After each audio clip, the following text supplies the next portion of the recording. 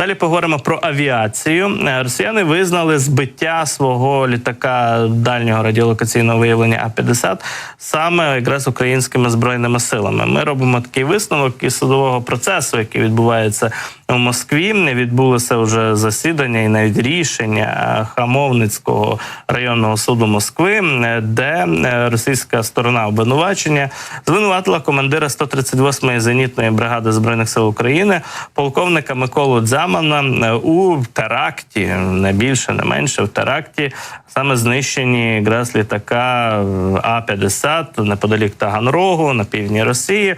Все це сталося 23 лютого. Тоді було ліквідовано 10 членів екіпажу цього літака. Ось ми бачимо їхні портрети. От величезна втрата для росіян, оскільки вони цими літаками, як ми знаємо, суттєво контролювали або пеленгували наш простір повітряний на сотні і сотні кілометрів. І таких літаків було збито щонайменше 2, як ми знаємо, а ще були випадки пошкодження таких літаків на литовищах, на авіабазах безпосередньо дронами. І от слідчий комітет Росії оголосив українського військового полковника Миколу Дзямана, командира 138-ї зенітної ракетної бригади Збройних сил України, у федеральний розшук. Тобто це було таке засідання і заочне рішення суду, судилища російського.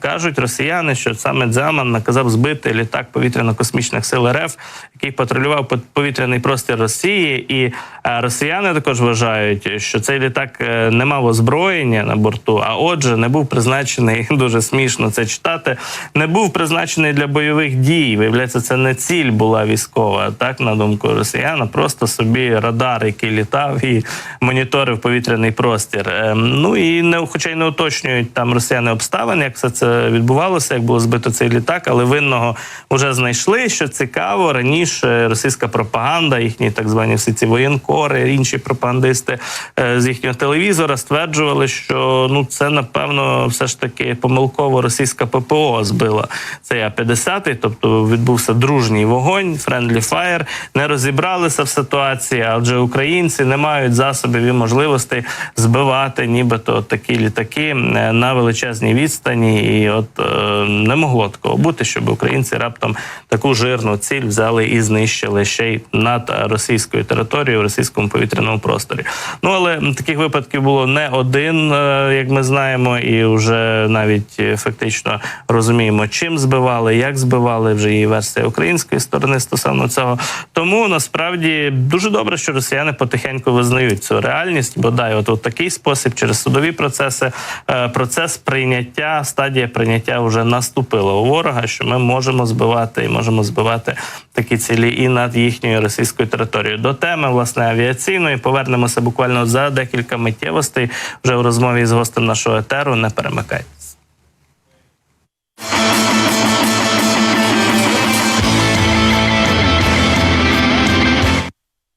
І вже в етері 24 каналу наш гість Анатолій Храпчинський, заступник генерального директора компанії з виробництва засобів радіоелектронної боротьби, експерт з авіації. З паном Анатолієм продовжуємо розмову саме про авіацію і її роль у теперішній війні проти Росії. Доброго ранку і слава Україні! Героям слава, доброго ранку.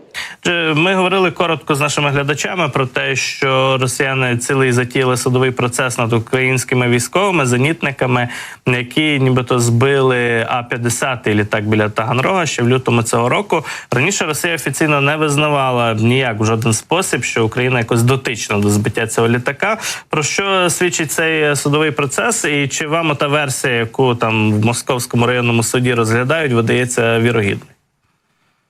Давайте почнемо з того, що насправді вони називають, що це був не бойовий виліт, і буцімто це там не було озброєння на цьому літаку. При цьому то слід зазначити, що це військовий літак, який працював під прикриттям 2 винищувачів, тобто це вагома військова ціль.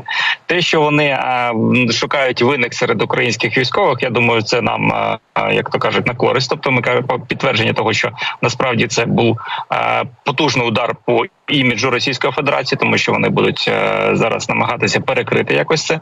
Але тим не менш слід зазначити, що таких літаків Росія втратила два повністю, і два ще було пошкоджено. Тому і бачимо, що проблематика напевно є у росіян зараз саме з очами, як то кажуть, з радіолокаційним виявленням. І бачимо це, наприклад, по роботі протиповітряної оборони на тимчасово окупованому Криму, яка активно почало знищуватися безпосередньо засоби протиповітряної оборони, коли ці літаки перестали патрулювати над Азовським і Чорним морем.